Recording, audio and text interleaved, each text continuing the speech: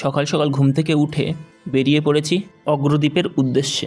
দিগ্বিজয় প্রকাশে উল্লেখিত আছে, বারাণসীতে গঙ্গা স্নানে যেরূপ পূর্ণ হয়, বারুণীর দিন অগ্রদ্বীপে গঙ্গা স্নানে সেই একই ফল হয়। তবে আমাদের উদ্দেশ্য হচ্ছে একটা গবেষণার কাজের জন্য যাওয়া। অগ্রদ্বীপের সঙ্গে জড়িয়ে আছে বিগ্রহ গোপীনাথ শ্রী চৈতন্যদেব মহাপ্রভু এবং তার অন্যতম পার্ষদ গোবিন্দ ঘোষ ঠাকুরের নাম। স্বয়ং চৈতন্যদেব মহাপ্রভু এই গোপীনাথ বিগ্রহ প্রতিষ্ঠিত করেন এবং গোবিন্দ ঘোষ ঠাকুরকে সেবায়ক হিসাবে নিযুক্ত করেন। বারুণী এবং গোপীনাথকে কেন্দ্র করে চৈত্র মাসের কৃষ্ণপক্ষের একাদশী তিথিতে মেলা বসে। অগ্রদ্বীপের গোপীনাথকে ঘিরে ষোড়শ শতক থেকে চলে আসা উৎসবকে বুঝতে গেলে একটু অতীত প্রসঙ্গ ও লোককাহিনী জানা দরকার। আর সেই লোকসংস্কৃতি নিয়েই আমার বন্ধু গবেষণা করছে।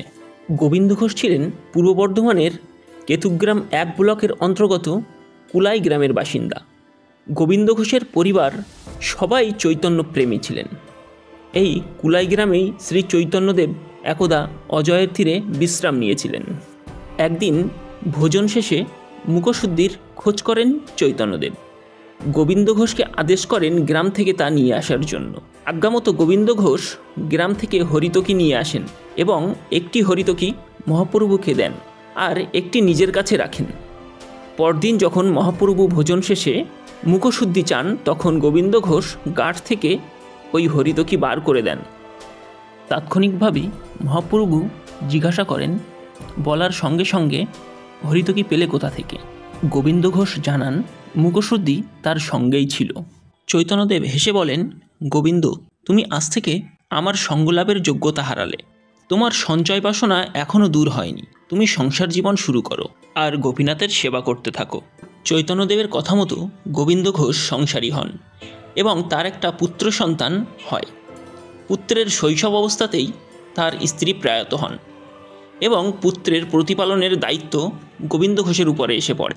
সকালেই মসলান্দপুর স্টেশন থেকে ট্রেন ধরে রানাঘাট, কৃষ্ণনগর এবং কৃষ্ণনগর থেকে অবশেষে আমরা বেতুয়াডহর স্টেশনে এসে নামি।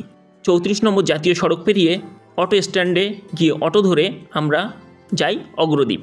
অগ্রদ্বীপ পৌঁছে আমরা মন্দিরে একটু পুজো দিই এবং মন্দিরেই দুপুরের ভোজন গ্রহণ করি।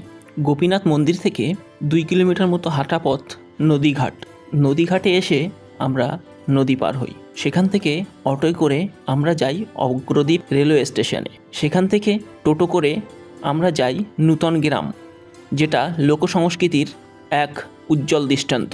এই গ্রামে আমরা কিছু কেনাকাটি করি, যেখানকার পেঁচা বিখ্যাত।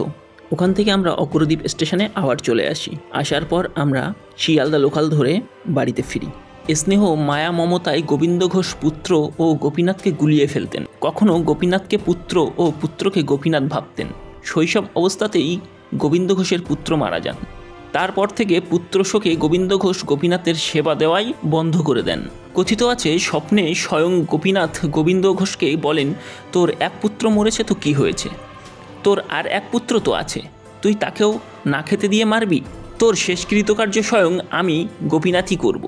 তারপর থেকে গোবিন্দ ঘোষ আবার গোপীনাথের সেবা শুরু করেন এবং হয়ে ওঠেন ঘোষ ঠাকুর। গোবিন্দ ঘোষ মারা যান এবং তার শ্রাদ্ধের কাজ গোপীনাথ স্বয়ং নিজেই করেন। তারপর থেকেই এই স্থানে চৈত্র মাসের কৃষ্ণপক্ষের একাদশী তিথিতে মেলা বসে।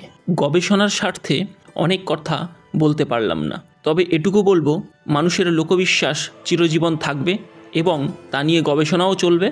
ভিডিওটা কেমন লাগলো অবশ্যই কমেন্টে জানিও, আর পারলে শেয়ার করে দিও। আজকের মতো টাটা।